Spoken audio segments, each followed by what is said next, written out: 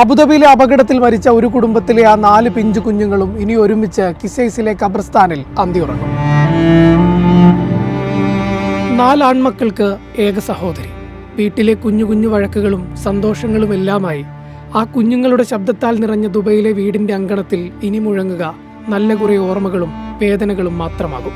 ലിവ ഫെസ്റ്റിവലിൽ ശൈത്യകാല സ്കൂൾ അവധി ആഘോഷിക്കാൻ പോയതായിരുന്നു ആ കുടുംബം. കുറെ നല്ല സന്തോഷ നിമിഷങ്ങൾക്ക് ശേഷം തിരിച്ച് വീട്ടിലേക്കുള്ള ദീർഘയാത്ര. ഉപ്പയും ഉമ്മയും മാറി മാറി വാഹനമോടിച്ചപ്പോൾ അവധി കഴിയുന്നതിന്റെ സങ്കടവും തൊട്ടടുത്ത നാൾ സഹപാഠികളെ വീണ്ടും കാണാമെന്ന സന്തോഷത്തിലും ആ കുഞ്ഞുങ്ങൾ നിദ്രയിലാണ്ടു. ഇനി ഒരിക്കലും തിരിച്ചു വരാത്ത ആഴത്തിലായിരുന്നു ആ നിദ്രയെന്ന് ആ കുഞ്ഞുമക്കൾക്ക് അറിയില്ലായിരുന്നു. ഉമ്മയും ഉപ്പയും കൊച്ചനുജത്തിയും മാത്രം രക്ഷപ്പെട്ടു. സഹോദരങ്ങൾ 4 പേരും യാത്രയിലും തങ്ങളെ സ്നേഹം കൊണ്ട് പരിചരിച്ച ആയ ബുഷറയും ഒന്ന് യാത്ര പോലും പറയാതെ വിടവാങ്ങി. ഉമ്മ ആശുപത്രി കിടക്കയിൽ, വാപ്പ വീൽചെയറിൽ. സഹോദരങ്ങൾ പോയതറിയാതെ ആ കുഞ്ഞു സഹോദരിയും. കഫൻ പുടവയിൽ പൊതിഞ്ഞ് നിരനിരയായി കിടത്തിയ കുഞ്ഞു ശരീരങ്ങൾക്ക് മുമ്പിൽ പ്രവാസലോകം കണ്ണീരണിഞ്ഞു.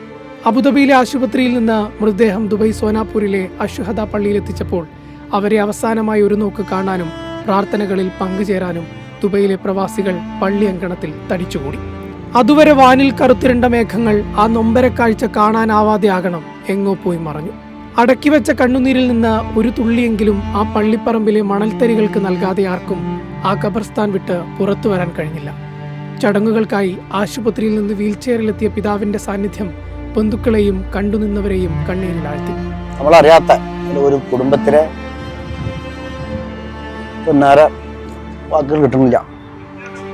അത്രയും ചെറുപ്പത്തിലുള്ള കുട്ടികളെ ഖബറ് മറമാടി പോരുമ്പോ നമുക്ക് മനസ്സിൻ്റെ ഉള്ളിൽ വല്ലാത്തൊരു ബന്ധം. അവർക്ക് ആഹാരം വെളിച്ചമാക്കി കൊടുക്കട്ടെ എന്ന് പ്രാർത്ഥിക്കണം. ഉമ്മാക്ക് അതിന്റെ സർജറി കഴിഞ്ഞിട്ടുണ്ട്, 1-2 സർജറി. ഉപ്പ പിന്നെ ഇവിടെ വന്നിരുന്നു, ഇപ്പോൾ ആംബുലൻസിൽ വന്നിട്ടുണ്ടായിരുന്നു. ഉപ്പാക്കും കുറച്ച് പരിക്കുണ്ട്. പിന്നെ ഒരു പെൺകുട്ടി ഉണ്ട്. ആ പെൺകുട്ടിക്ക് വലിയ കാര്യമായിട്ടുള്ള പരിക്കുകളൊന്നും ഇല്ല. ഒരു വയറ്റിൽ ജനിച്ച് ഒന്നിച്ച് കളിച്ച് ചിരിച്ച് വളർന്നവർ ഒടുവിൽ ഒന്നിച്ചു തന്നെ യാത്രയായി. ഈ പ്രവാസത്തിന്റെ മണ്ണിലാണ് അവരെ ഖബറടക്കിയത് എന്നതിനാൽ നാട്ടിലെ പ്രിയപ്പെട്ടവർക്കും പല ബന്ധുക്കൾക്കും ആ കുഞ്ഞുങ്ങളെ അവസാനമായി ഒരു നോക്ക് കാണാൻ കഴിഞ്ഞില്ല എന്ന സങ്കടമുണ്ട്. എങ്കിലും യുഎയിലെ പ്രവാസി സമൂഹം ഒറ്റക്കെട്ടായാണ് അവരെ യാത്രയാക്കിയത്. ദുബൈയിൽ നിന്ന് യാസിർ അറഫാത്തിനൊപ്പം അക്ഷയ് പേരാവൂർ, മീഡിയ 1.